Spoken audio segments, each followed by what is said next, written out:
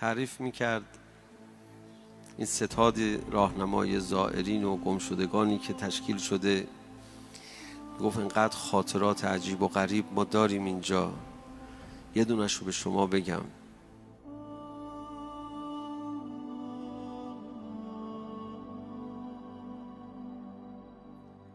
گفت پارسال یا پیارسال تو این راه یه خانومی اومد کربلا دم راهنمای زائر. گفت بچه 2 ماهه شیرخوارم رو گم کردم، چند روز گمش کردم، دارم هلاک میشم.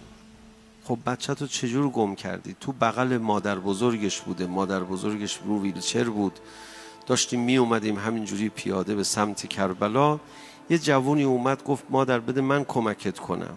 کمک کرد، رسیدیم به ازدحام، من این جوون رو گم کردم. قدرتمند بود، زودتر اومد، هر چی گشتم دیگه پیداشون نکردم.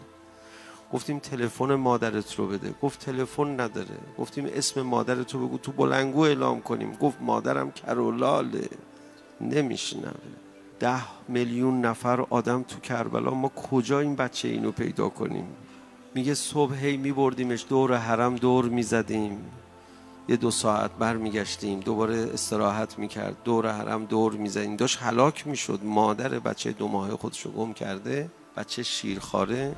میگه این راهنمایی که داشت میبرد، گفت دیدم یه جایی یه خانومی رو به حرم نشسته، یه بچه ای رو داره شیر میده. همینجوری تو دلم گفتم کاش این بچه این الان تو بغل این بود. یه دفعه دیدم پشت سرش یه ویلچر هست. خانوم رو صدا زدم، گفتم اون ویلچر مادر تو نیست. اصلا ذهنم به بچه نرفت که بچهش خب خانوم عربیه داره بچهشو شیر میده. اون اومد نگاه کنه به ویلچر، چشمش به بچه افتاد، جیغ داد این بچه منه. اومد پیش بچه. این خانوم عرب هم بچه رو با مهربانی بهش داد.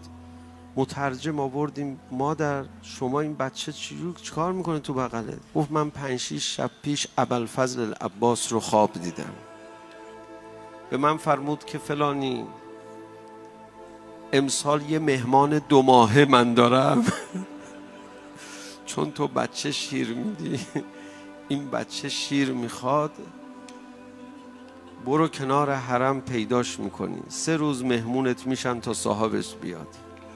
میگه من با شوهرم میومدم اینجا میگشتم، میگفتم یا ابوالفضل مهمان 2 ماهه تو کجاست؟ یه دفعه دیدم یه جوونی این مادر رو آورده، بچه تو بغلش داره هلاک میشه. رفتم بهش گفتم، دیدم کرولاله نمیشنوه. گفتم بچه شیر نمیخواد داره گریه میکنه. گفت چرا؟ بچه رو شیر دادم، بردم خونمون، شبها اینا رو میبردم خونه، تیمار میکردم، رسیدگی میکردم. صبح برای اینکه مادرش پیدا بشه میومدم حرم تا شما اومد.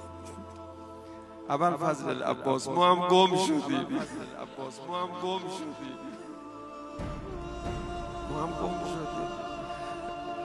ما رو پیدامون کن.